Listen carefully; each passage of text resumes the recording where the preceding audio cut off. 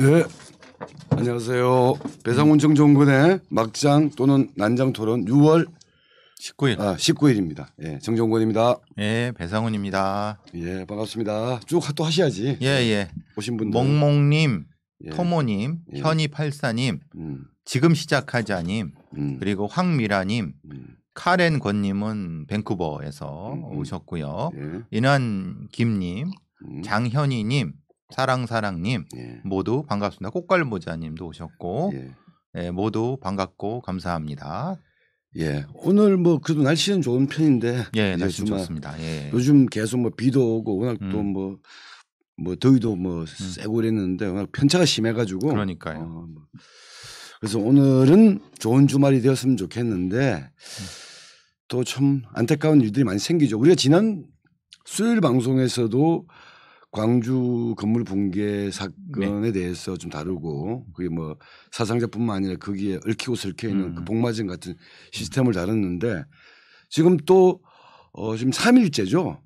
이틀 전에 쿠팡 물류센터 경기도 이천에 있는 쿠팡 물류센터 화재가 발생해서 처음에는 뭐 화재가 진압됐다. 그렇죠. 저도 이렇게 들었는데 또 밤에 들어가 보니까 다시 그 물이 살아나가지고 지금까지 아직 잡히지 않는 상황이고 그 그렇죠. 과정에서 안타깝게도 그 소방관 구조대장 한 분이 지금 현재 실종 상태죠. 그렇죠. 예. 근데 아마도 이게 뭐 다시 뭐 생활하시면 좋은데 그렇게 생각하기는 어려운 상황. 그렇죠. 예. 근데 그 얘기를 좀 해보시죠. 예. 우리 뭐 시청자분들께서는 모르시겠지만 우리 배상훈 선생 친동생이 그 이천 쪽에 계시는 소방관이세요. 예.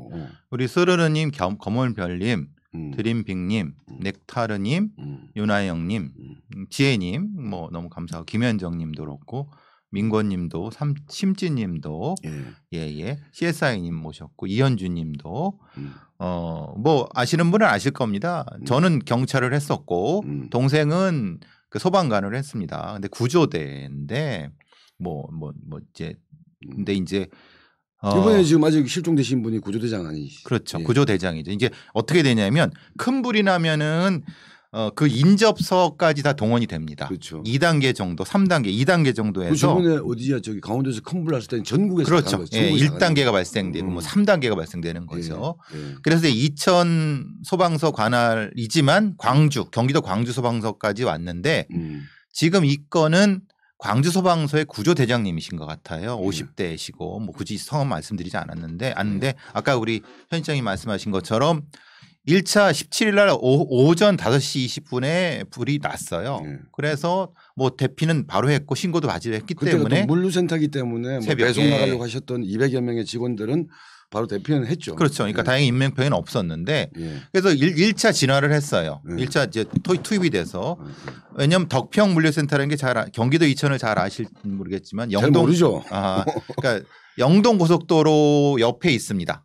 그래서 이 덕평 덕평 IC고 덕평에 그런 창고들이 워낙 많습니다. 물류 창고들이 많죠. 워낙 많습니다. 이천, 여주 이쪽 라인들에. 그렇죠. 여주, 광주 이런 쪽에 왜냐하면 밑에서 올라오는 경부라든가 그쪽에서 올라오는 중앙선 통해서 올라오는 물류가 서울 아래쪽에 집적시켜 놓은 다음에 서울로 배송시키는 방식이기 때문에 경기 남부 쪽에 안성, 이천, 여주, 광주가 핵심적인 물류 어떤 일종의 기지죠. 물류 기지인 거고. 거기에서 꼭 사고가 많이 납니다. 왜냐하면 이게 물류 창고다 보니까 대충 짓는 거지. 그렇죠. 사람이 살거나 주거하는 공간이 아니고 물건을 넣어두는 공간이기 때문에 대충 만들고 빨리 만들고 값싼 제재로 만들기 때문에 그렇죠. 사고가 많이 났었죠. 사고가 많이 났고 이천 그 뭐 무슨 또 LG 창고도 해서 많이 돌아가셨고 거의 1년에 한 번씩 사고가 납니다. 대부분이 보통 그 재벌이라든가 아니면 돈 많이 번 사람들이 지금 이 쿠팡도 어떤 겁니까? 미국에 상장해 갖고 떼돈 벌었지. 김범석이라는 사람은 거의 뭐 저 초국적으로 돈을 벌었습니다. 근데 그 물류창고란 자체가 워낙 허술합니다. 이건 제 얘기가 아니라 쿠팡 노조에서 어제 성명서를 발표했습니다. 이건 예견된 인재다. 왜? 수시로 경보가 뜨고 그래서 자기들도 불안해 갖고 항상 문제 제기를 했었다. 결국 이게 터졌다라고 하는 거거든요.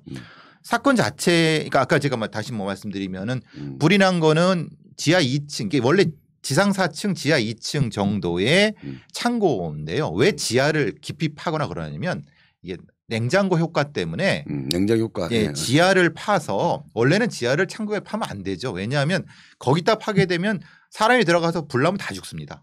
사실은 위에다 지어야 되는데 예전에 LG 창고라든가 이런 데도 다 지하에서 사람이 죽었던 겁니다. 냉동창고 뭐 그렇게 되니까 지하 그 온도 비용 아끼려고 어쨌든 불이 났고 소방력이 투입됐는데 처음에는 일정 정도 불을 껐어요. 껐다고 그러니까, 생각을 했어요. 뉴스에 나왔어. 예.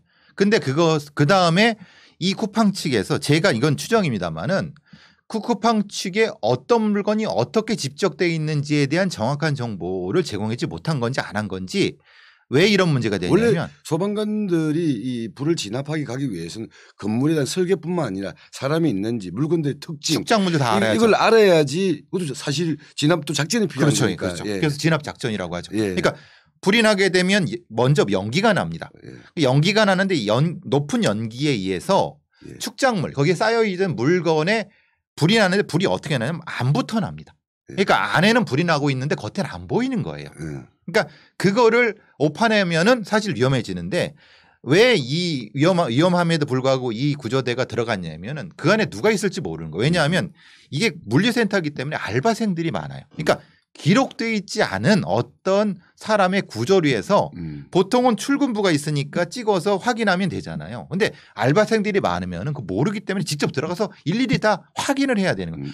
부르고 나왔고. 그래서 구조대장과 4명의 소방 구조대원들이 들어갔는데 그때 이제 무슨 일이 벌어졌냐면 안에서 타고 있던 그러니까 진압되어 1차 진압이 된 거로 생각했던 상태였기 때문에 들어간 거 아니에요? 들어간 거죠. 그리고 그 안에 2층 3층에 축장돼 있던 그러니까 쌓여 있던 물건 안쪽에서 불이 시작되니까 갑자기 불이 확 퍼지니까 그게 주저앉아 버린 거예요. 그러니까 퇴로가 차단된 거죠. 그래서 이 구조대장은 자기 부하들을 먼저 내보내고 자기는 못 나왔다.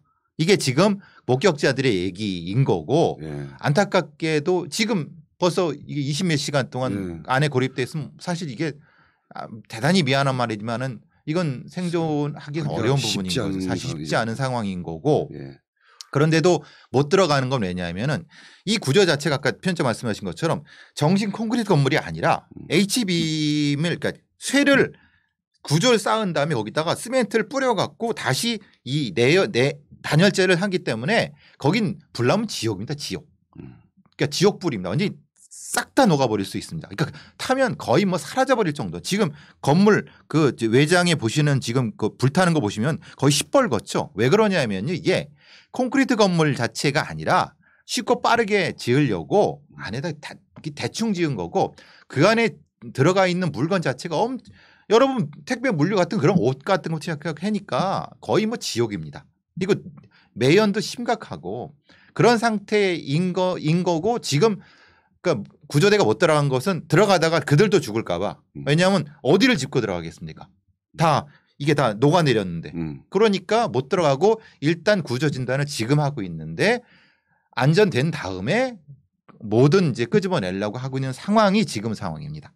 그러니까 예를 들면 우리가 이전에도 몇 번 뭐 제천 이런 데서는 사우나 건물 이런 데는 사실은 정상적인 건물이고 그렇죠. 콘크리트 건물이기 때문에 다만 안에는 사람들이 있기 때문에 이게 불이 났는지를 모르다가 그렇죠. 유독성 가스나 이런 데서 이제 주로 화를 나가는 건데 물류센터에는 콘크리트 건물이 없어요. 거의. 그렇죠. 그죠? 거의 가건물 형태로 다 지어버리는 거기 때문에 그래서 이건 터지게 되면 안에는 무슨 그냥 다 타버린다고 봐야죠. 그렇죠. 일부만 타는 경우는 없잖아요. 그렇죠. 아파트 같은 경우나 사람이 잘 안 되는 예를 들어서 17층에 불이 났다거나 이러면 옆집이나 아래 위층은 잘 번지지 않잖아요. 그렇죠. 그런데 여기는 뭐 한번 터지면 그냥 대형 사고가 나는 거고. 그래서 지금 나오는 이게 방화 구획 자체가 없었다.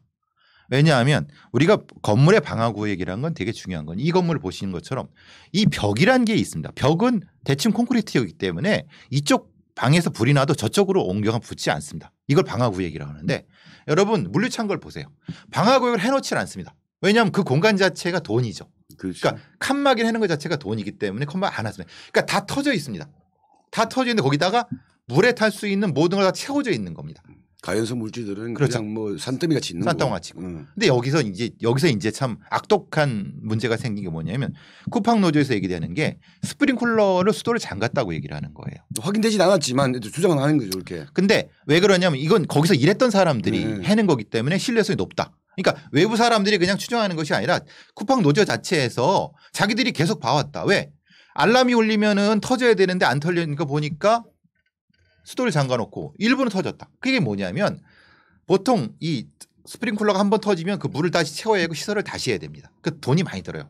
그래서 악독한 기업주들은 그 경보기 자체가 터지는 건 터져도 수도문을 잠궈 놓습니다. 그러면 사실 그때 불이 나오면 다 죽는 거죠. 잔대가리로는 이제 경고만 보이고 그렇죠. 사람을 시키면 되지 물까지 뿌려져 가지고 그렇죠. 예. 재산 피해는 막아보겠다 이거 아니야. 왜냐하면 택배 회사가 물 젖으면 다 날라. 그러니까. 엄청나게 손해가 되니까. 그게 여러분이 보시는 쿠팡의 실체입니다. 예. 지금 상장했던 그 쿠팡의 새벽 배송 같은 로켓 배송의 지금도 죽어가고 있는 쿠팡 로켓 노동자들 보시고 택배 노동자 보시고 그걸 끌어 들어갔던 소방관이 죽고 근데 그런 기반하에서 김범석이라는 인간은 엄청난 떼돈을 버는 상황입니다. 이게 대한민국의 택배 현실입니다. 택배와 물류 현실입니다. 그렇죠. 그리고 아까 우리가 얘기했지만 이천 같은 데에서 이런 유의 어떤 물류센터 건물 자체가 한두 군데가 아닌 거고 대부분 재벌들이 소유하고 있는 것들이 있어 갖고 근데 보시면 아시겠지만 여러분 계속 검색해 보세요. 이천 화재 창고 쳐도 쭉 뜹니다. 왜? 그렇게 지어놓고 거기 교통이 좋으니까 때려 지어놓고 그냥 뭐 거기 하청에 재하청 줘갖고 실제로 죽는 사람 노동자 누구냐? 그 중국 독포 노동자들 그 많이 죽고 왜냐하면 대충 때려 짓고 그냥 거기 뭘 해든 그렇게 해지니까 돈은 돈대로 버는 놈 따로 있고 죽는 놈 따로 있는 상황인 거죠. 이 말이 참 씁쓸한 돈 버는 놈 따로 있고 사건 나면 다치고 죽는 사람 따로 있고 구조에다 들어갔다 죽는 사람 따로 있고 그렇지 구조에다 죽는 사람 따로 있고 여러분 잘 보시면 아시겠지만 그 소방관들 그 방화복 누구 돈으로 사는 줄 아세요? 소방관 개인 돈으로 삽니다. 그 참 개 같은 현실입니다. 그래서 이제 원래는 뭐 소방관의 뭐 국가공무직, 요번에 됐죠. 그다음에 장비 같은 거 이런 문제 같은 경우도 참 그러니까 이게 대한민국의 무슨 이거부터 해결해야죠. 사실은 이게 지금 이 소방관이 구조대장 그러니까 실제로는 인원이 더 있고 장비가 더 있다 그러면 굳이 들어가지 않았어도 되는 겁니다. 근데 지금의 현실 속에서는 소방관의 입장에서는 한 사람이도 구해내려고 들어갈 수밖에 없는 현실입니다. 그러니까 그거 자체는 진짜 숭고한 희생이지만 들어가야 되는 거예요. 근데 문제는 건물 자체가 개판으로 지어놓고 건물의 방화 구획이라든가 방화 시설 자체를 엉망으로 운영해버리니까 그걸 예측을 못하는 거죠. 소방관들은 저게 그 안에 뭐가 있는지도 모르고 어떻게 그러니까 표준 정도를 가지고 들어가니까 사실은 이 건물 자체가 왕 무너지고 뭐 그러니까 소방관들이 다치고 이런 상황이 그러니까 처참하죠. 저 그건 것 같아요. 아까 처음에는 3시간 정도만 이제 진압이 되었다라고 그렇죠. 또 다 안심했고 그런 상황에서 갈 수밖에 없는 상황이었는데 그렇죠. 그 이후에 벌어진 어떤 이 불길의 양상은 더욱더 심한 거였던 그렇죠. 거니까. 만약에 그 쿠팡 쪽에서 실제로 이 2층 위에 뭐 그 축작물이 있고 그러면 그걸 다 제대로 알려줬어야죠. 네?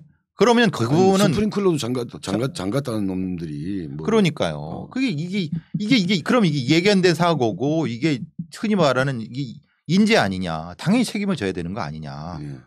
쿠팡에서 그렇게 돈 벌 때 그 떼돈 벌 때 그 창고는 제대로 하지도 않고 말이 되느냐 이 얘기죠. 그게 사실 수요일 날 한 광주의 그 철거에서 그 너무 허망하지 않습니까? 그것도 돈 아끼려고 하다가 다 똑같이 그렇죠. 돈 아끼려고 하다가 하청에 재하청을 주고 오늘 아침에 오다가 보니까 그 해체 계획서가 나왔어요. 보니까 국회에서 나온 보니까 해체 계획서가 작성자가 홍길동이래요. 홍길동이 누구냐? 그냥 홍길동이래요. 그럼 김말동인 거 그런 거죠. 또 다른 거 보니까 또 홍길동이에요. 7개 해체 계획서 작성자가 다 홍길동이에요. 홍길동이 누구냐 그랬더니 그냥 가상인물이래. 아니 공문서를 가상으로 줘?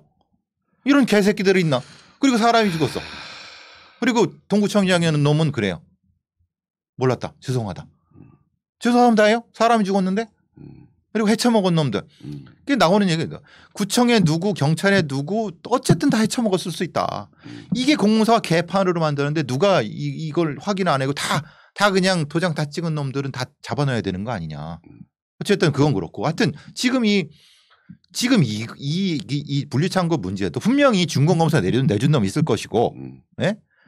분명히 관련된 놈들이 있을 거란 말이에요. 소방시설 점검에도 또 그 리스는 있을 거 아니에요. 있을 거죠. 네. 그 대충 했겠지. 그러니까 그럼 어떻게 책임을 누구한테 물어야 될 것이냐. 이 부분도 좀 분명한 것이고 아니면 계속 이천 광주 뭐 이런 데서 계속 상고 화재가 나는데 그럼 종합대책은 뭐냐. 그 종합대책 얘기한 지 벌써 몇 년이 지났는데 똑같은 게 반복되느냐. 이게 뭐냐 이 말이죠. 그러니까 이게 우리 한국에서 맨날 나오는 말이 규제 완화잖아요. 그렇죠. 예. 근데 뭐 완화해야 될 규제가 있는 거고 오히려 더 강화해야 될 규제가 있는 건데 이런 사건은 한번 나게 되면 사건이 자주 나지는 않겠지만 그나마 매일매일 날 수는 없잖아요. 그렇죠. 근데 한번 나게 되면 이게 대형 참사로 벌어지게 되고 인명이라든가 여러 가지 그렇죠. 손해가 크기 때문에 이런 데 대한 규제나 관리나 감독이나 책임 문제는 엄격해야 되는데 그렇죠. 요새는 뭐 대한민국에서 무슨 규제 완화가 어디 뭐 유행이야 유행. 그러니까. 개나 소나 다 뭐 완화해야 된다. 쉽게 빨리 할 수 있게끔 만드는 이런 흐름들이 결국 이런 걸 낳는 거 아니냐 이런 생각이 드는 거죠. 그 뭐 광주 붕괴 참사도 마찬가지죠. 그렇죠. 이게 참 씁쓸한 얘기지만 이게 이 역사와 족보가 있어 지금 이게. 얘기했듯이 성수대교 뭐 삼풍백화점 이천에서 맨날 발생하게 되는 그 물류센터 무슨 사고 냉동창고 사람 죽고 이번 같은 경우는 다행히 사람 인명피해는 많지는 않았지만 그래도 안타까운 또 우리 또 소방관이 그렇죠. 실종되고 네. 이런 일들. 그렇죠. 참 항상 소잃고 외양간 고치는 우리나라인데 씁쓸하고 슬픈 말이죠. 네. 우리 또 새로 오신 분들이 또 예. 김은주님 들어오셨고 수제로버님은 또 계속 들어오셨고 별이대어님 또 들어오셨습니다. 조셉 마리아님 들어오셨고요.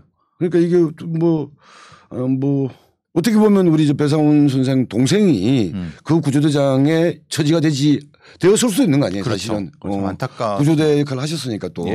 그래서 그 사실 뭐 저희 어머님도 항상 조마조마하십니다. 사실 그러니까 사실 뭐 소방관이라고 하는 직업 자체가 뭐 사실 위험을 안고 사는 수밖에 없는 거고 뭐 이제 저도 경찰에 일을 할 때 사실 뭐 그런 거지만 경찰보다는 소방관들이 더 그런 면에서는 사실 위험한데 어쩔 수 없죠. 뭐 그런 일을 하는 사람도 있어야지 사회가 돌아가는 거니까 최소한 그래도 어떤 그 진압회로 들어갈 때 건물 구조도 정도는 줘야 된다.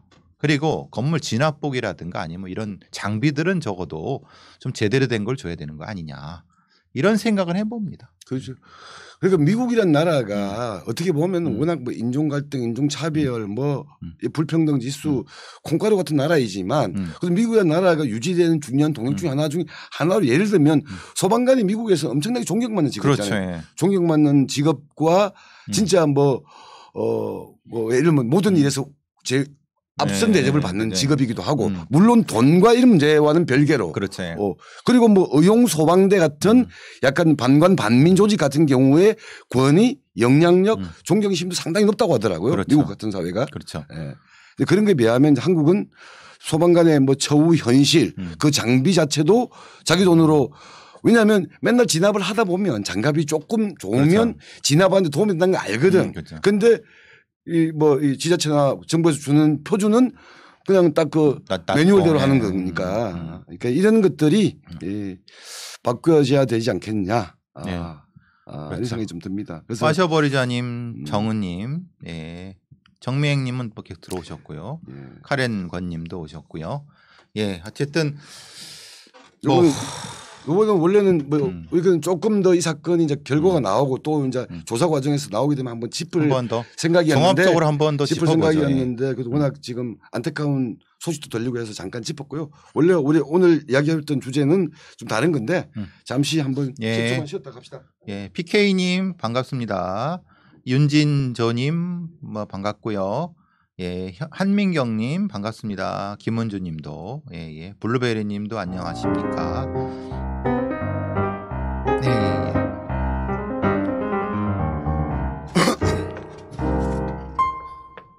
수동식이 좋으네요. 수동식이 깔끔해. 예. 그래서 오늘 그 주제는 먼저 제가 살펴보니까 최근에 HRW라고 하죠. 휴먼 라이트 워치. 뭐 우리말로 하면 인권 감시라고 하는 세계적인 인권 기관이 있습니다. 인권 단체죠. 인권 단체가 최근에 낸 보고서가 있습니다. 이 보고서가 뭐냐면 어디죠? 제목이 내 인생은 당신의 포르노가 아니다. 그렇죠. 한국의 디지털 성범죄라고 하는 보고서를 제출했습니다. 이 디지털 성범죄에 대해서 세계 여러 나라를 종합적으로 한 게 아니고 이례적으로 한국을 특정해서 그렇죠. 한국의 디지털 성범죄, 한국이 워낙 IT 강국이기 때문에 좋은 의미는 뭐 IT 강국이지만 나쁜 말로 하면 이런 디지털 성범죄가 상당히 많은 나라라는 것을 HRW라는 세계적 인권단체도 아는 거예요. 그래서 한 2019년부터 최근까지의 상황에 대해서 심층적으로 조사한 보고서를 냈습니다. 그렇죠. 이 보고서 내용을 한번 살펴보면서 우리가 얘기를 좀 했으면 좋겠네요. 그렇죠. 예. 근데 한국을 콕 찍어서 이렇게 뭐라고 하나 보고서를 냈다는 것 때문에 많은 분들이 좀 기분 나빠하시지만은 현실은 현실이고 우리가 이런 현실을 깊이 성찰해서 보다 나은 미래로 나가기 위해서는 뼈를 깎는 반성과 이것이 있어야 됩니다.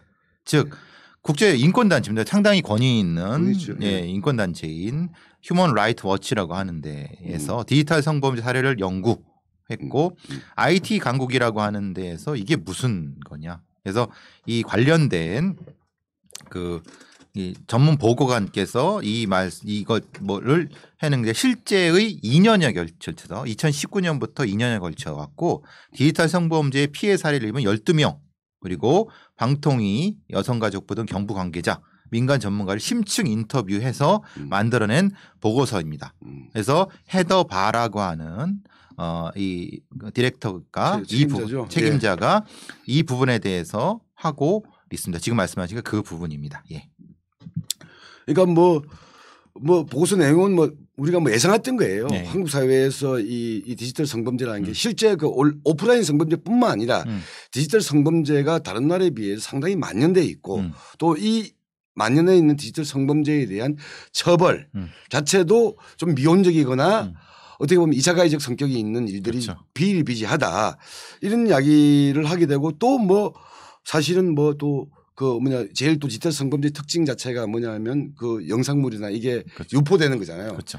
유포되는 것이 제대로 관리, 차단, 삭제되지 않고 있는 현실 심각하다 이런 이야기를 했죠. 그렇죠. 그런데 참 저는 이거 보면서 국제인권단체에서 한국의 디지털 성범죄의 심각성, 만연함을 지적하고 있는데 또 어디 뭐 다른 한 축 우리 이준석 국민의힘 대표 같은 경우는 뭐 너무 오버하는 거 아니냐. 그러니까 너무 이 성범죄라고 하는 범죄의 한 유형 자체를 그냥 다른 나라에도 있는 일인데 너무 한국에서 과장 오버 이렇게 하는 거 아니냐라고 얘기하는 이 진단과 이 인권단체의 진단이 너무 이게 역설적으고 충돌하고 있으니까. 그렇죠. 예.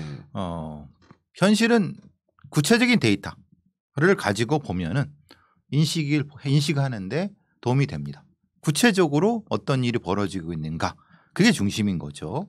확실한 거는 이 디렉터가 얘기하는 것처럼 기술에 비해서 한참 뒤처진 성평등 의식이 주요한 문제이고 한국의 이 문제는 형사사법 체계에서 대부분 남성이라는 부분. 사법 체계의 관리자, 책임자, 그렇죠. 예. 판검사들이 한 거지. 그렇죠. 말하면. 판검사 그리고 경찰관, 경찰들 그리고 그 외에 있는 변호사, 그러니까 관련된 상담하는 사람 뭐 여러 다 포함해서 이거고 이것은 낮은 성평등 지수와 연관이 돼 있고 왜냐하면 성평등 지수가 아시다시피 우리나라는 156개 중에서 102위입니다. 쪽팔려. 예, 전체 156개. 우리 많은 나라가 200개가 넘는다고 하는데 전쟁 내전 그리고 우리가 언급할 가치도 없는 나라들 그러니까 성평등이라고 하는 정상적인 그런 데이터를 조사하기가 힘든 나라 그렇죠. 그런 나라는 빼고 정상적으로 조사가 가능한 156개 중에서 102위다라고 이제 얘기를 하고 이런 지적에 대해서 우리 영명하신 그 이준석 국민의힘 대표는 뭐라고 할지 궁금해요. 뭐 이준석 빠예요. 왜 이준석을 많이 이렇게 언급? 아니 이분이 이 이슈를 크게 부각시켰잖아요. 그렇죠. 예. 모르겠어요. 물어보세요. 한번 초대를 해줘 뭐. 내가 하면 알 것 같은데 배 선생이 하면 모르겠네. 그런 면에서 얘기됐고 특히 이제 수사부터 민사소송, 형사재판 여러 가지 상황을 꾸준히 추적하면서 여러 가지 상황에 대해서 그 바 디렉터는 얘기하고 있습니다. 이 사람은 드라이하게 얘기했을 거 아니야. 드라이하게. 한국에 무슨 이관계가 있는 사람이 아닐 거 아니에요. 그렇죠. 전혀 관계가 없는 사람이죠. 그러니까 근데 이 UN 인권기구라든가 인권보고관들은요. 세계적으로 어떤 문제에 대해서 뭐 굳이 우리나라랑 이해관계가 없는데 굳이 뭐 나쁜 얘기를 할 일도 없고 좋은 얘기를 삐딱하게 쳐다보고 한국에 무슨 부정적인 것을 과장하려고 하는 이런 개념이 그렇죠. 아니라 그런 이유가 없죠. 디지털 성범죄의 대표 전 세계에서 디지털 성범죄의 표본 표준 또는 예를 전형 한국이다. 왜? 너희 보니까 다른 나라에 비해서 이례적으로 많이 벌어지고 있는 거다. 그리고 이거는 점차 지금 차단하지 않으면 다른 나라에도 확산될 수 있기 때문에 이거 조사를 한 거잖아요. 사실은. 그렇죠. 예. 제가 이제 어제 그저께 지방의 지방 강의에서 이제 기말고사를 보고 이제 또 만났던 사람이 우리나라 범죄 통계에서 뭐 손가락 꼽는 사람이거든요. 경찰청에서 그 일도 했었고. 근데 한국의 범죄 데이터 중에서 특히 성범죄 데이터는 가려진 게 많다고 얘기를 합니다. 왜냐하면 이런 거죠. 지난번에 말씀드렸지만 제가 데이터 말씀드렸지만 신림동에서 따라 들어가려고 이렇게 문 잡고 문 닫혀가고 못 들어온 그 CCTV 동영상 기억나시죠? 알죠. 예, 유명하지. 유명한 사건. 참 유명하던 말도 이런 데 쓰면 안 되는데. 그렇죠. 그럼 그게 무슨 사건이냐? 그럼 그게 무슨 사건이냐라고 하면 UN 관련된 세계적인 기준으로 보는 게 성범죄 기준입니다. 그런데 우리는 그게 주거침입이죠. 주거침입 미수 사건 아니야? 미수 사건이죠. 우리나라는 그게 제3범죄입니다. 주거침입이니까.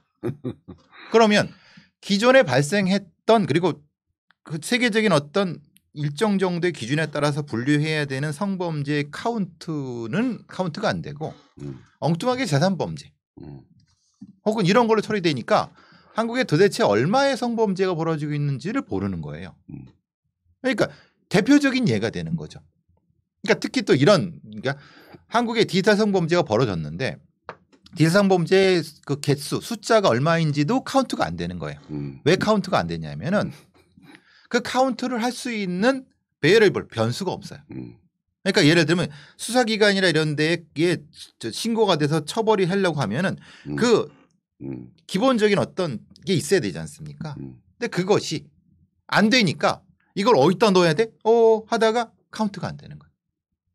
그러니까 실제로는 그보다 훨씬 더 많은 성범죄가 존재하는 거고 그 얘기는 뭐냐면 수사사법기관의 사람들이 이런 범죄가 있다는 것도 인식을 못하는 거예요. 오죽했으면은 조주빈 범죄가 그 이전부터 있었어요. 박사범 범죄가. 그리고 엊그제 벌었던 김영준 몸캠피싱이라고 하는 그 범죄도 남자들 8년 전부터 있었어요. 근데 그때는 수사기관에서 그게 뭔지를 모르는 거고 조주빈 사건이 터진 이후에 그런 것이 있었다 해보다 보니까 이제 수사기관이 수사되고 이제 카운트가 되는 거예요. 그러니까 우리가 생각하는 디지털 성범죄라고 하는 것 자체가 여러분이 혹시 보실 수 있는 이런 거죠. 사이버 공간에서 이른바 이 야한 동영상, 야동을 봤다. 근데 사실 야동이 아니라 그건 성범죄입니다. 성범죄 결과물인 영상입니다. 지금은 그걸 보고 소지해도 처벌받습니다. 그게 그렇게 된 게 1년도 안 됩니다. 그 위리스크인가 그 사건 양진호 사건도 그러니까 양진호 사건 전에는 양진호가 하고 있는 행위 자체가 범죄가 된지도 몰랐어요. 그런데 양진호가 걸리고 양진호가 처벌받는데 처벌받은 것이 흔히 말하는 성범죄로 처벌받는 게 아니라 횡령 배임, 폭력으로 성범죄. 그러면서 법 체계가 조금 바뀌고 되면서 이렇게 인식이 올라가는 거지. 실제로 그 이전에는 한 2, 3년 전만 해도 그게 실제로 범죄라고 하는 거에 대한 인식 자체가 없었던 거예요. 근데 그 동안에도 수많은 피해자들이 생기고 자살하고 이런 것이 반복됐다.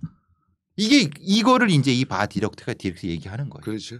그 얼마 전에 관련된 뉴스를 보니까 그 직장 상사가 선물로 준 그 직장 여성 직원이죠. 그렇죠. 여성 직원한테 야, 뭐 이 부장한 뭐 선물을 준 게 이제 탁상 시계였는데 그 탁상 시계를 어디 뭐 자기 침대가 있는 방에다가 놔뒀는데 그렇죠. 이게 나중에 알고 보니까 그게 몰카였다는 거 아니야. 그렇죠. 예.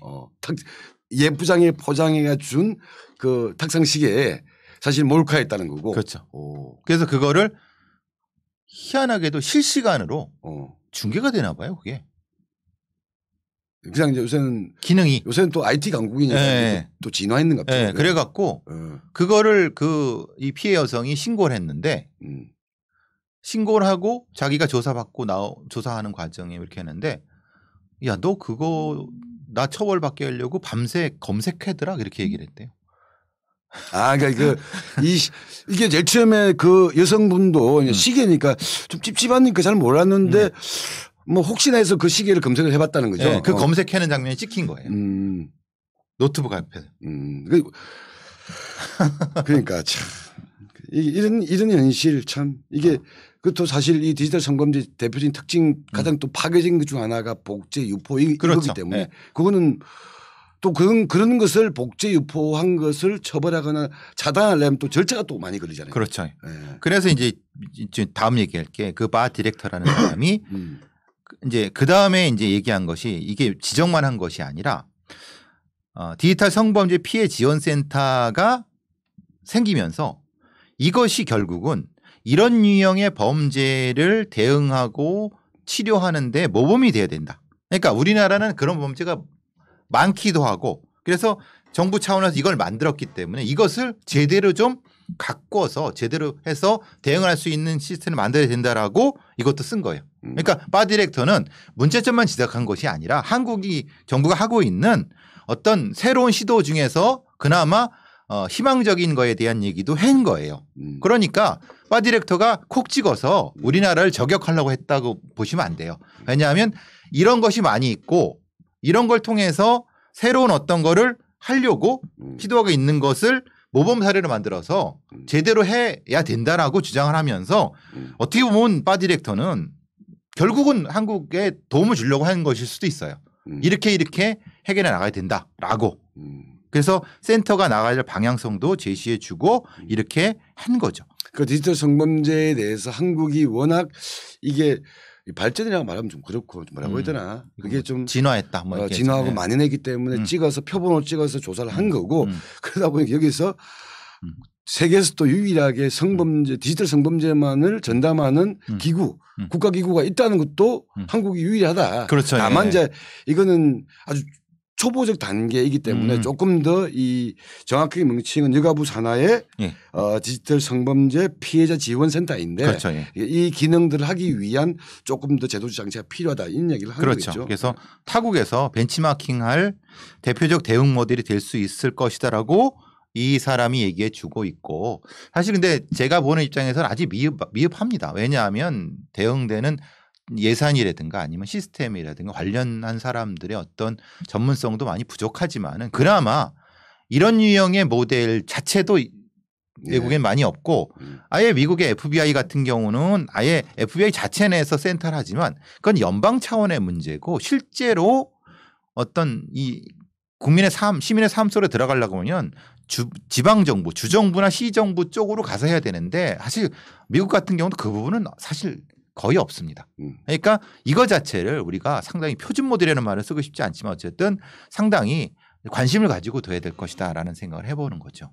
그러니까 저는 이 이야기, 그러니까 디지털 성범죄, 그러니까 일반적인 성범죄에 대한 또 우리의 또 위험성, 경각심도 가져야 되지만 이 디지털을 매개로 한 이 성범죄 이 얘기를 하는 거잖아요. 이 얘기를 하다 보면 자꾸 인상되는 게 최근에 또 핫한 논란이 되고 있는 게 병원 수술실 내에 CCTV 설치 문제 이거 있잖아요. 그렇죠. 이건 또 여러 섞여 있잖아요. 문제가. 이거는 그냥 그 뭐 의사들의 의료 행위를 둘러싸고 워낙 불법 이게 많지만 또 우리가 CCTV도 한번 다뤄봤잖아요. 그렇죠. 다뤄봤죠. CCTV가 많을수록 범죄 효과가 있느냐. 그렇죠. 이것도 아직 확정된 게 아니다. 그렇죠. 확정된 거 아니죠. 그리고 또 이게 CCTV 문제의 또 강력한 또 근거 중 하나가 뭐냐면 이건 워낙 유출된다. 그렇죠. 유출되는 것에 대한 대안이 뭐냐. 이런 생각이 갑자기 연상이 좀 들어가지고. 당연히 그건 고민을 해봐야죠. 네. 그러니까 왜냐하면 우리가 이런 거죠. 정치적 아젠다 아니면 여러 가지 수술 CCTV를 설치를 찬성하는 쪽은 진보고 반대하는 쪽은 뭐 보수다 이런 이렇게 볼 문제가 아닌 것 같아요. 아니라는 거죠. 왜냐하면 CCTV 그 수술 CCTV 설치에 대한 부분을 우리가 좀 깊이 여러 측면에서 사과해 봐야 된다. 단순히 설치하면 좋고 안 설치하면 나쁘다라는 쪽으로 계속 그렇게 몰고 간 분위기가 있는 것 같아가지고 그렇죠. 제가 한번 얘기하고 저는 그건 아니는 거죠. 그러니까 우리 편집장님의 의견을 제시해 주시죠. 그러니까 지금 CCTV 문제가 이슈가 되었던 건 뭐냐면 요새 워낙 말이 많던 심지어는 무슨 간호조무사가 수술을 하거나 그렇죠. 의사가 뭐 대여섯 군데 돌아다니면서 뭐 수술 쇼핑하듯이 수술하다가 지금 문제된 즉 수술을 도대체 누가 책임지고 하고 있는 것인지에 대한 그렇죠. 논란이 많이 되고 있는 게 하나가 있는 거고 두 번째는 이제 의료 사고가 생겼을 때 이거 뻔한 의료 사고인데 의사의 책임이 있는 건데 이걸 물을 수 있으려고 하면 뭔가 전문 지식이 엄청 많지 않은 곳은 접근하기 힘들다. 그렇죠. 이런 문제도 있는 거고 또 하나는 뭐가 있을까요? 또 하나는 워낙 이 의사란 집단의 이 파워가 세니까 그렇죠. 무슨 성추행을 하거나 의료사고를 저지르더라도 몇 년 뒤면 다시 면회가 복귀된다거나 이런 일이 벌어지는 것에 대한 또 국민들의 불신들이 쌓여 있으니까 이 새끼들 그냥 안 되겠다. CCTV 틀어서 네가 하는 게 맞는지 네가 제대로 하는 게 맞는지 그리고 의료사고가 생기면 이걸 물증을 해봐야 된다라는 심리가 깔려 있는 것 같고. 그렇죠. 근데 저는 그거는 이해가 되는데 충분히 이해가 되는데 이 CCTV는 디지털인데 이거는 진짜 이 프라이버시 문제가 걸려서 유출 지금 안 그래도 모든 디지털 개인정보라는 게 다 유출되어 가지고 그걸 제대로 막지도 못하고 있는 건데 이거 유출되는 건 또 다른 큰 문제 아니냐. 왜냐하면은 지금 서울에 있는 강남의 성형외과에서 수시로 환자 정보가 해킹돼서 유출되는 거 있습니다. 이번에도 크게 유출됐었고요.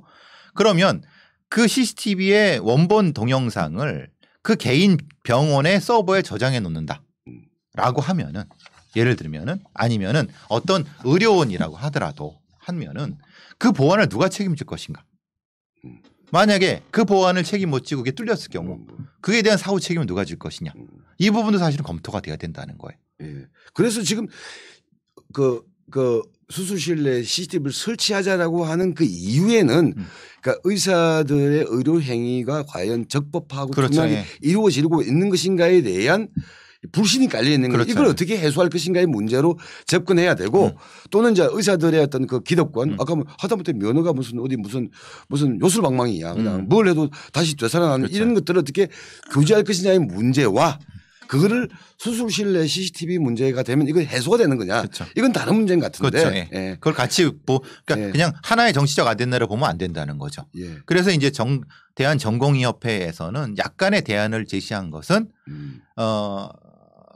닥터 개인의 개인 캠 정도는 인정한다.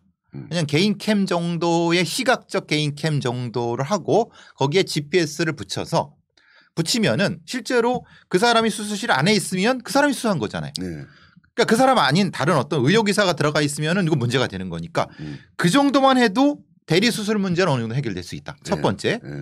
그러니까 또 하나 가장 문제가 되는 건 의료 기록을 어떤 의료사고가 벌어졌을 때 환자한테 제공해 주지 않고 오히려 조작해 버리는 문제. 그러면은 맨날 영어로 휘갈겨 쓰고 잘 모르잖아요. 그렇죠. 영어도 그렇고. 그러면은 그것을 보완할 수 있는 한 번 쓴 것을 다시 지울 때는 어떤 것이 남을 정도로 하거나 아니면 실시간으로 차팅이 될 수 있는 부분 이런 것들에 대한 대안을 제시하는 게 맞지. 그걸 합쳐갖고 하나로 CCTV로 한다는 것 자체는 여러 가지 면에서 무리가 될 수 있다. 그러니까 사실 두세 가지 문제가 하나의 정치적 아젠다로 묶여버리면은 사실 서로 이도저도 못할 수 있다는 상황이 될 수 있다는 거죠. 그게 편집장의 주장이실 것 같아요. 예, 그래서 아니 왜냐면 저는 아까 디지털 성범죄 문제를 얘기하다 보니까 디지털 성범죄에서 얘가 사고를 쳤으면 얘가 실형을 받고 처벌하는 건 좋은데 얘가 만들어 놓았던 그 디지털 물, 그렇죠. 결과물, 디지털 범죄물 이것 자체가 유포되고 확산되는 게 그 피해자한테는 오히려 더 크게 그렇죠. 이게 더 핵심적인 문제가 될 수 있는 거죠. CCTV 문제는 이제 그렇게도 연결될 수 있겠다. 왜냐하면 수술은 대단히 민감한 부위가 될 수도 있고 개인의 어떤 무슨 이게 다 드러날 수 있는 문제이기 때문에 그런 문제에 대해서는 너무 또 이렇게 닫아버리고 이것만 부각시키는 것이 옳은 것이냐 가는 거는 좀 아닌 것 같고 좀 제대로 토론을 좀 해봤으면 좋겠다. CCTV 설치에서 그거는 그러니까 어떤 그 개인 병원 아니면 그 의료원 자체에서 그걸 보관하고 일정 시간 이후에 삭제한다고 합니다. 그리고 보관하고 문제가 됐을 경우 제공해 준다라고 하는데 어쨌든 일정 기간은 보관해 두는 건 맞습니다. 그런데 중국의 해커들이라든가 아주 우리나라의 어떤 중급 이상의 해커들 정도라 하더라도 이거 해킹하는 건 어렵지 않습니다. 그러면 그 보안 비용이라든가 그 관리 주체를 그럼 병원 옆에로 할 거냐? 아니면 다른 데로 해요? 이런 문제들도 있는 거고요. 그러니까 다양한 형태의 대안이라든가 이런 부분들이 제시가 돼야 되는 거고 그럼 그것 중에 어디가 날 것이냐?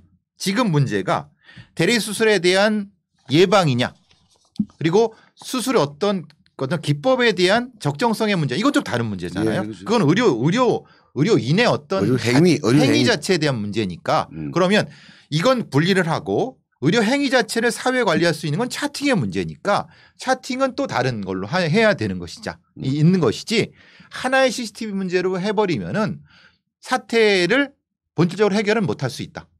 그건 사실 엉뚱한 대안이 될 수 있다. 예, 라는 거죠. 그런데 워낙 또 이제 의료인이라고 하는 집단 자체가 자기 기득권에 해가지고 우리의 실행을 안 해라고 이렇게 완전히 버티는 족속들이기 때문에 그렇죠. 그런 부분들이 그런 것에 대한 압박과 압력은 강하게 하면서 국민들이 가지고 있는 이 부신들을 해소할 수 있는 법과 제도 그다음에 시스템 이것과 맞물리면서 이제 고민이 가면 그렇죠. 그거는 뭐 이거냐 저거냐라는 양자 선택의 문제는 좀 극복할 수 있지 않을까. 그렇죠. 그러니까 같은 맥락에서 그런 부분들이 나올 수 있을 것 같다는 생각도 들고요. 예, 이건 요즘들 하고 하나 더 저 커피도 좀 같이 좀 마십시다. 같이 좀. 예. 하나 더 오늘 그 원래 좀 다루고 싶었던 주제가 뭐냐면 우리 예전에 그런 말 많이 들었지 않습니까? 유전 무죄, 무전 유죄. 예, 뭐 돈 있는 놈은 뭐 다 뭐 빠져나가고 무죄 받고 돈 없는 가난뱅이들 밑바닥 인생들만 유죄 받는다. 요새는 용어가 좀 바뀌었더라고요. 그렇죠. 유전 집행유예, 그렇죠. 무전 실형 선고. 그러니까 실제 재판정에서 그 유사한 어떤 범죄를 저지르다 하더라도 이 사람이 돈이 있느냐 없느냐에 따라서 그래서 집행유예면 사실 우리가 사람들이 별로 이렇게 크게 이게 뭐 처벌을 받았다고 생각 안 하거든요. 그러니까 그럼 집행유예에 빠져나가는 경우가 많다. 그런데 이 돈이 있고 없고의 그 기준이 뭐냐? 그게 변호사를 선임하느냐, 그렇죠. 뭐 등등등 이게 있는데 이 이야기를 우리가 한번 그렇죠. 얘기 좀 해봤으면 좋겠다 싶어가지고 우리 배 선생께서 집었는데요. 일단 이 이야기의 출발 법적 근거가 형법 제53조죠. 범죄의 정상에 참작할 사유가 있을 때에는 장량하여 그 형을 감경할 수 있다. 그렇죠. 이게 장량 감경 규정인데 사실 이것에 따라서 예를 들면 뭐 재벌들은 집행유예로 가고 배상호는 실형을 살고 그렇죠. 이렇게 되는 거죠. 그러니까 우리가 이제 재벌들한테 항상 있던 게 3호 룰이에요. 3호 룰. 실형 3년에 집행유예 5년. 3.5. 3 그죠? 3.5 룰이죠. 그래서 이전에 있어서의 많은 재벌들이나 재벌 2, 3세들이 항상 어떤 죄를 져도 결과는 징역 3년에 집행유예 5년. 이번에 이제 지금 누구야 이재용이 약간 그것을 뛰어넘은 판결해 가지고 그렇죠. 박수를 많이 받았잖아요. 그렇죠. 근데 지금 또 뭐 사면이니 그렇죠. 이렇게 가석방이니 이야기 나오고 있는. 그러니까 그거는 워낙 액수가 크고 사안이 중대하니까 그거는 그 집행유예 자체가 안 되는데 보통의 경우는 판사가 임무적으로 할 수 있는 것을 반토막을 낼 수 있다. 실제의 형량이 보통은 한 10년 정도면 10년 정도가 법정형이라고 하면 반토막이면 2년 반이잖아요. 그럼 딱 걸리잖아요. 실형 3년 아래니까 집행유예 5년을 때릴 수 있는 거예요. 그러면 너무나도 판사들한테 과도하게 이 권한을 주는 것이 아니냐라고 많은 사람들이 얘기하는 부분인 거죠. 왜? 반성문 썼다고 반토막 내주고 합의했다고 반토막 내주고 뭔가 쟤는 봐서 좀 반성했을 것 같아라고 주관적으로 해주고 그러니까 그래서 제가 늘 말씀드리는 게 그러면 그러지 말고 니네들 판결문을 공개를 하든가 아니면 일정 정도 표준화를 시켜라. 그러면 사실 좀 기분이 더러워도 인정해 주겠는데 비싼 변호사 쓴 애들한테는 그런 걸 막 써갖고 감형해 주고 예, 맞습니다. 그렇지 않은 경우는 실형 때리고 이게 이게 무슨 기준이냐 이런 거죠. 이게 말씀하신 게. 예, 그러니까 이게 우리가 이 사실 보면 이게 정서적으로 대충 그렇게 생각하잖아요. 이것들이 보니 욕하지 마세요. 돈 있는 놈, 뭐 비싼 변호사 쓴 놈, 예를 들어서 뭐 전관 대우한 놈, 뭐 예를 들어서 뭐 항상 나오는 이유가 뭐 사회에 기여한 공로를 그렇죠. 전달하여. 그러니까 이런 감정, 이런 약간 약간 뭐죠? 주관적인 대충 그럴 거라는 생각이 있는데 최근에 뭐 이름을 제가 얘기할게요. 노컷 뉴스에서 지난 2019년 서울중앙지법 1심 형사 사건 중 형법 제가 53조 장량 감경하여 판결한 사건 925건 그 1000건이에요. 피해자가 피고인이 한 1020명 이 사건을 좀 조사를 해본 거예요. 그러니까 중앙지검의 2019년 사건 중 감경된 사건 약 1000건에 대해서 조사를 해보니까 이 감경된 사유가 뭔지를 한번 데이터로 접근을 해본 거야. 그렇죠. 의미 있게 접근한 거죠. 그러니까 우리가 주관적으로 에이 그럴 거야 재벌이니까 돈 있으니까 이게 아니라 이걸 해보니까 여러 가지 기준들이 우리가 생각했던 사회적 통념하고 비슷하게 맞아떨어지는 거야. 그렇죠. 일단 비싼 변호사를 쓴 놈들은 그렇죠. 감경되는 비율이 훨씬 높다. 근데 이 홍정욱 딸 얘기하네요. 예. 그러니까 저는 잘 몰랐는데 네. 제가 이번에 안 건 뭐냐면 보통 사건이 터지면 변호사가 싼 변호사든 비싼 변호사든 변호사가 있는 줄 알았는데 없으면 국선이라고 붙는 줄 알았는데 우리가 보는 모든 사건들 중에 제일 많은 비율은 변호사 없이 하는 나홀로 재판이 제일 많고 제일 많죠. 40%. 그다음에 국선 변호인이 30%. 그다음이 뭐 사선 변호인이라고 그렇죠. 하죠. 약간 비싼 변호사. 기본 500만 원. 착수금 500만 원. 그러니까 의외로 국선이나 변호사 없이 재판 치르는 경우가 절대 다수더라고요. 60% 이상이죠. 70%, 70% 정도 되는 거더라고요. 네, 그렇죠. 그런데 감경된 이 1000여 건의 사건 중에서 감경된 비율이 보니까 이건 거꾸로야. 사선 변호사를 선임한 경우가 제일 많고 훨씬 높죠. 그다음이 국선 나홀로 재판 이렇게 되는 거죠. 그러니까 아까 최소 비용이 뭐 500만 원인가 뭐 이러니까 일단 이게 돈이 있어야 된다. 돈이 없으니까 변호사 없이 할 거 아니야. 그렇죠. 돈이 있어야 된다는 것은 구체적인 징표 하나가 1번 이게 등장하는 거예요 지금. 그렇죠. 변호사 없으면 감경받기도 힘들다. 그렇죠. 똑같은 사연인데. 그러니까 이제 변호사 이름으로 딱 들어가면은 어쨌든 검사나 어쨌든 판사들이 사법연수원 동기건 아니면 같은 학교 동기건 아니면 뭐 연줄이 돼 있건 이게 연결이 되면은 이게 참 그런 거죠. 뭐라고 말을 하기 어렵지만 여러분과 제가 공유하는 당연히 봐주겠지 당연히 뭐 근데 봐준다고 해서 그게 뭐 잘못된 건가? 라고 변호사들은 항상 얘기해요. 내가 내 실력으로 변호사 돼 갖고 내가 이렇게 탁 써서 했으니까 내 실력이지 라고 항상 변호사들은 생각하는 거예요. 근데 그게 과연 실력일까? 과연 변호사들의 실력일까? 자격증 값이 아닐까? 라는 생각이 들고 그래서 흔히 말하는 정관이에요.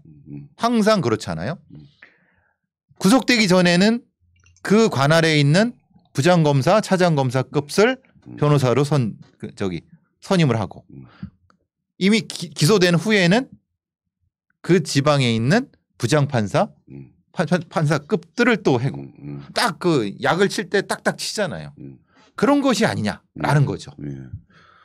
근데 장량 감경 자체가 일지잔재라는데 그런 제도 다른 나라에 있는 없습니까? 네, 왜냐하면 장량 감경이 이제 일본과 우리나라의 법에는 법관의 양심에 따라 판결은 양심이라는 조항이 들어가 있기 때문에 약간 주관성이 있는 거니까 재량권이라는 네. 그러니까 양심이라는 게 좋을 양자 마음심자잖아요. 네. 판사의 양심에 따라서 판결할 수 있다라고 돼 있어요. 근데 그 양심이 뭔지에 대한 설명은 하나도 없어요. 그래서 일본과 우리나라만 양심을 가진 판사들이고 나머지는 판사가 양심이라고 생각하지 않아요. 제가 예전에 캄비세스의 재판이라고 그 말씀드렸잖아요.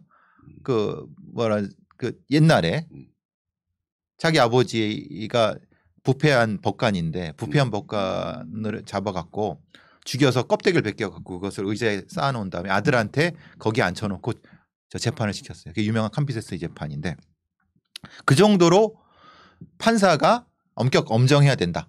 근데 동양에서는 이제 원님 재판을 하는 거죠. 그래서 양심에 대한 얘기 나오는데 하여튼 뭐 그 얘기예요. 그래서 장량감경이란 그 의미죠. 예, 그런데 그 기사에 보면 그 분석한 걸 보니까 아까 뭐 변호사 유무가 형량 감량에 대단 중요한 기준 중 하나고 그럼 또 하나가 직업, 그렇죠. 뭐 사회적 신분, 그렇죠. 뭐 보통 그런 얘기 많이 하잖아요. 뭐 사회 기여한 공로가 그렇죠. 크고 뭐 그래서 제일 웃긴 게 그거예요. 지금 비정규직의 일용직 노동자는 해당이 하나도 안 되는 거예요. 그러니까 평생을 노동자로서 사회에 기여해서 형량을 뭐 좀 감경한다 이런 말 들어본 적이 없잖아. 그렇죠. 예. 그러니까 이제 그래서 이 지금 이제 장량 강경의 문제를 그러니까 사실 큰 문제다. 그러니까 일정 정도 유전무죄 무전유죄가 되지 않으려고 하면은 판결을 공개하고 실제로 감경해 주는 이유를 공개하고 그리고 엄격하게 물적 재판 중심주의를 가고 공개 재판 중심주의를 가고 그런데 이제 항상 얘기하는 게 그거잖아요. 이 여기에는 없지만 우리가 소액세 사건 재판도 문제가 이게 문이 언론에 나옵니다. 소액 재판 사건은 판결문을 안 써도 된대요. 근데 우리 편집장한테 물어볼게요. 법원이 생각하는 소액 재판의 소액이 기준이 얼마일까요? 소액 재판? 네, 소액이라는 기준이. 500? 아이, 더 써? 더 써. 더 써? 1,000만 정도겠지. 아, 더 써. 1억? 3천만 원이에요. 그러니까 우리나라의 기준으로 3천만 원이면 소액 재판인데 소액 재판은 판결문이 없어도 된대요. 이유를 안 써도 된대요. 근데 3천만 원이 소액이라는 난 듣도 보도 못해. 그러니까 대한민국 평균 노동자의 1년 연봉 그 중위 노동자의 1년 연봉이 아마 그 정도에 근데 소액이라는 거예요. 예. 독일은 소액 재판은 80만 원이고 예. 일본도 아무리 세게 쳐도 1,400만 원이래요. 소액 기준이. 그런데 대한민국의 법원은 세계 유일하게 3천만 원을 소액 재판으로 해갖고 왜냐? 소액 재판은 판결문을 안 써도 되니까 유죄 무죄 하든 뭐 하든 지가 맘대로 해도 되는 거예요. 네, 판결 이유가 없으니까. 그래서 억울하면 또 항소해라고 하는 거예요. 생각해 보세요. 근데 내가 소액 재판으로 3천만 원, 2천만 원 돈을 받으려고 재판을 걸었는데 이 판사라는 인간이 이걸 보지도 않고 나한테 패소를 했는데 그럼 이 돈을 찾겠다고 항소를 했는데 그럼 그때 항소할 때 변호사를 사야 되잖아요. 그러면 돈 500만 원 내야 되잖아요. 그러면 내가 이걸 왜 하는 거야라고 느낌이 들잖아요. 그러면 소액 사건이라고 하면은 소액 기준을 300만 원으로 하든 이렇게 해야 되는데 3천만 원 해버리니까 얘들은 도대체 판사들 얘들은 3천이란 게 진짜 껌값이라는 소린가? 이게 대한민국의 법원 현실이라는 거예요. 말도 안 되는 거죠. 그러니까 지들 마음대로 재판해, 지들 마음대로 판결문 써. 법원 개인의 문제 이런 문제는 아니지. 그렇죠. 그러니까 예. 뭐 법적 규범과 기준 자체가 우리 앞에서 뭐 그 규범 자체가 엄격해야 될 건 엄격해야 되는데 어디에서 뭐 그냥 불린 나사처럼 건너적거리고 있는 거고 또 아까 이런 소액의 기준 자체에 대해서는 또 국민 감정하고 또 다른 게 있는 거고. 그렇죠. 또 하나는 지금 이게 약간 뭐라고 하죠? 이 양면적인 성격을 가지고 있는 감경 사유주 하나가 피해 회복이에요. 그렇죠. 예. 저는 피해 회복은 감경 사유 들어가 있다고 봐요. 그렇죠. 하다못해 그렇죠. 사회적 신분, 직위, 세상에 무슨 기여를 한 이거는 껍데기 같은 소리지만 그렇죠. 그건 차라리 피해 회복을 했다. 그렇죠. 이거는 감경에 일정한 반영이 돼야 되는데. 그러니까 돈 물어줬다. 그렇죠. 피해를 일으켰어. 왜냐하면 피해를 일으켰어. 그 피해를 갚으려고 하는 놈하고 그걸 좀 어쨌든 그러나 그럼에도 불구하고 범죄였기 때문에 처벌을 받겠지만 그렇죠. 갚으려고 하는 범죄자와 배째 나 그냥 저 빵 가서 살게 이런 범죄자를 동일하게 처벌할 수 할 수 없기 때문에 반응을 해야 되는데 다만 그것이 그냥 돈의 액수로만 기계적으로 가버리니까 이 문제 아니겠냐. 맞습니다. 그리고 우리가 앞에 뭐 디지털 성범죄 같은 경우 여러 가지 이런 또 피해자들 같은 경우는 이 피해를 보상받기 위한 절차를 밟아 나가는 과정이 워낙 길고 그렇죠. 험난하기 때문에 이런 과정, 이런 형의 선고에서 일정하게 제가 그래도 지가 저지른 죄를 좀 보상하기 위해서 노력했느냐는 반응을 해야 된다고 저는 생각해요. 그렇죠. 해야 된다고 생각하는데 다만 그게 너무 액수가 적어요, 근데. 액수가 적고. 네. 그러니까 말하자면 피해가 실제로 2천만 원, 3천만 원 그리고 생명에 대한 피해라든가 아니면 이 피해를 하는데 법원에서 실제로 이 손해배상액을 배상해 준 최고액이 뭐 1억 5천, 2억이 최고. 보통은 3천만 원. 그러니까 어디 가서 이제 그 강돌당하고 당해서 뭐 이렇게 됐어. 그러면은 거기서 이제 그 비용 자체가 몇 천만 원으로 어떻게 그게 보상이 됩니까? 그러니까 최소한 이 사람의 이 형사적인 문제에서 피해를 받았을 때 그거를 피해 회복을 할 수 있는 액수를 높여야 된다. 그 일정 정도 현실화 시켜야 된다. 그리고 그것과는 무관하게 저지른 범죄에 대한 처벌은 있어야 그렇죠. 되죠. 그렇게 되는 거죠. 예. 그래야 되는 거죠. 아니 자꾸 말이 나오지. 예를 들어서 돈 100만 원 훔쳤어. 훔쳤다가 걸렸어. 그럼 100만 원 갖다 주면 그 죄가 안 되는 건가?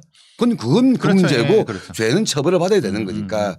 그래서 지금 제일 황당한 사건이 그거 아닙니까? 그 누가 유아인 나오는 영화 있잖아요. 베테랑. 예. 베테랑 너 나한테 좀 맞아야겠다. 한 대에 뭐 맥갑 폭행 사건. SK의 그 최 뭐죠? 최철원. 네, 최철원이라고 땡원이잖아.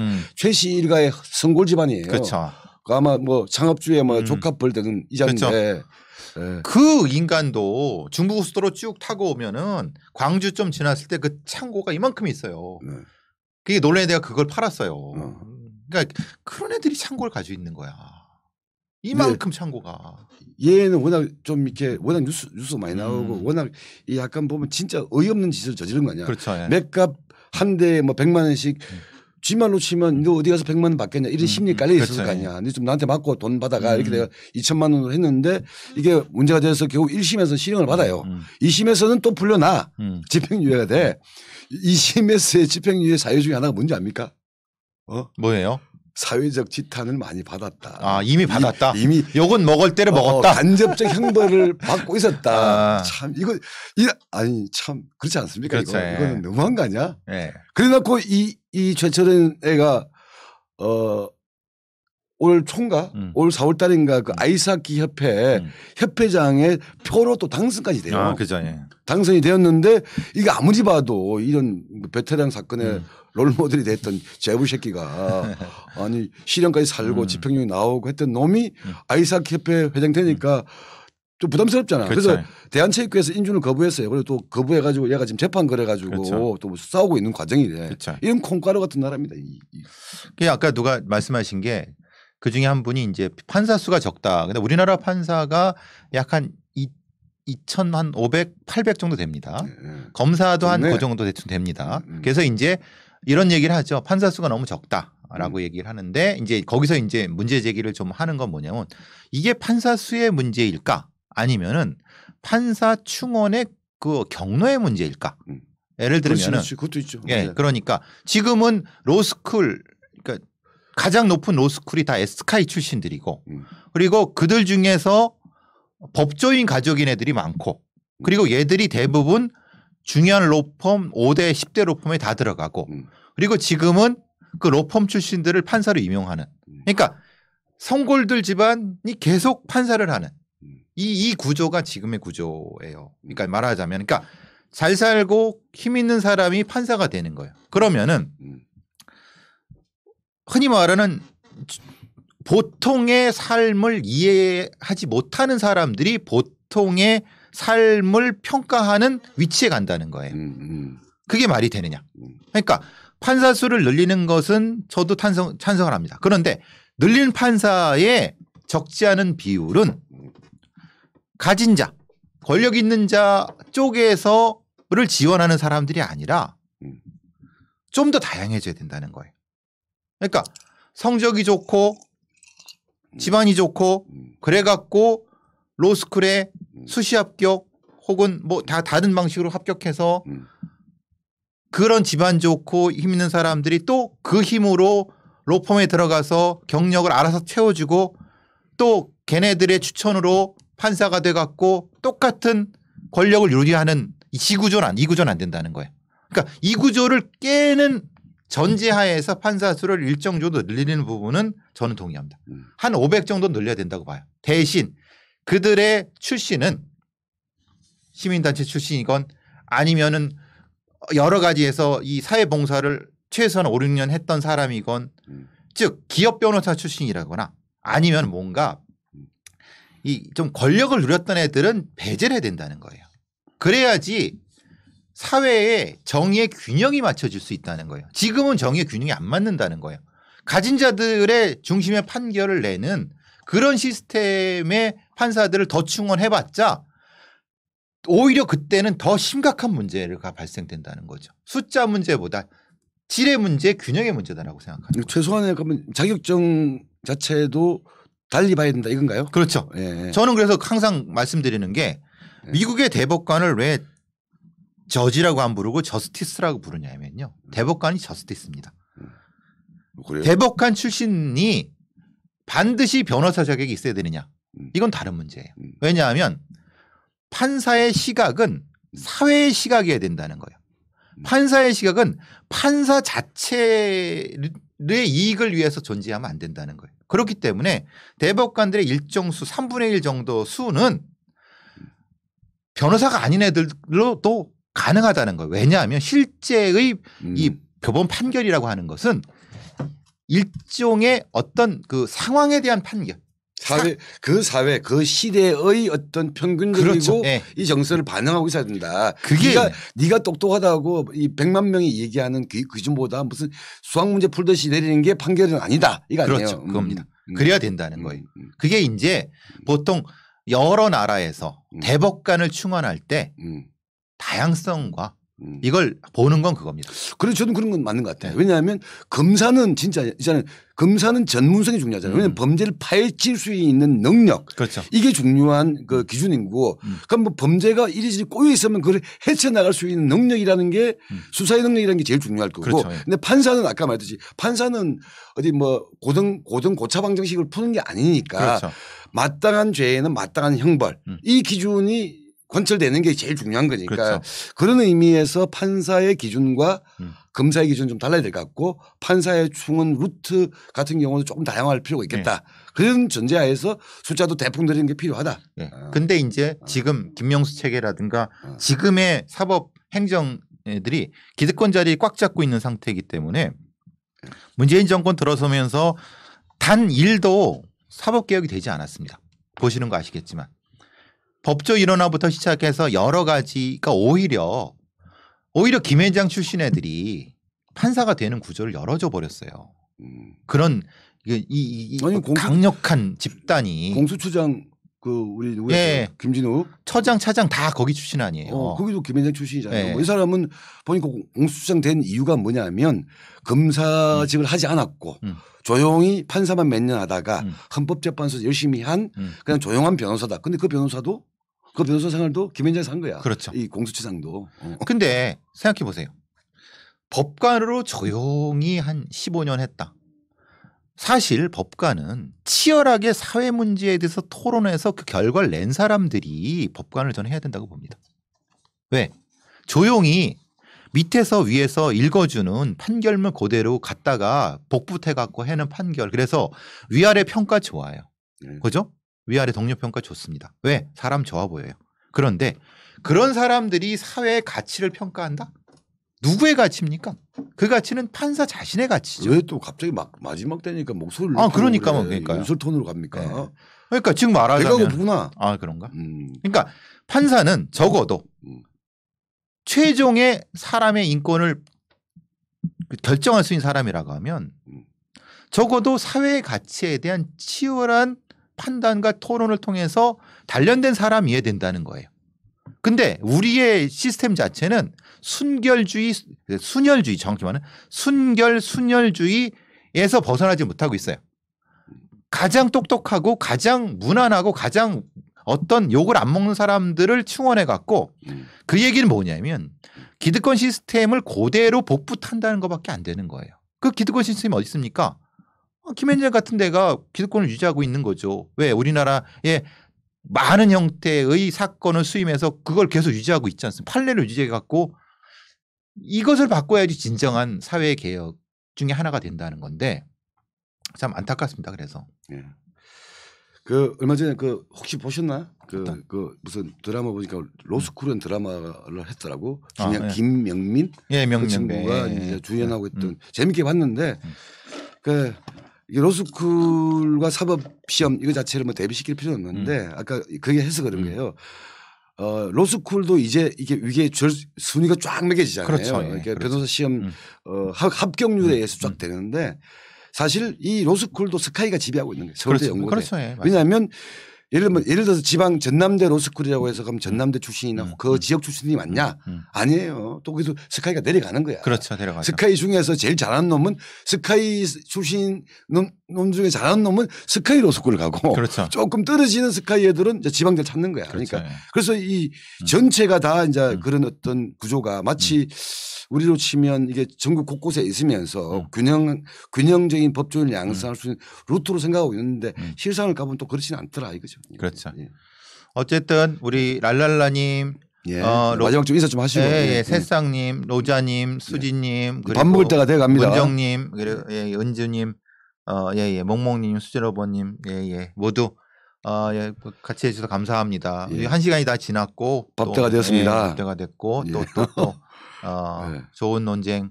논의 또 말씀 감사합니다. 예, 다들 감사하고 또 우리 다음 수요일 날 또 봐야 되니까 오늘은 이 정도에서 9월 19일에 배상훈 정종군의 막장 토론, 난장 토론을 좀 마무리하려고 합니다. 마지막 인사 좀 나누고 계세요. 제가 5초 뒤에 엔딩하겠습니다. 예. 어쨌든 주말 잘 지내시고요. 항상 감사드리고 외국에 계신 분도 항상 건강하시고 우리 또 수요일 날 또 뵙도록 하고요. 가끔가다 또 올리겠습니다. 예, 안녕. 10,000명 구독 부탁드려요. 10,000명으로 가는 길에 꼭 함께해 주시길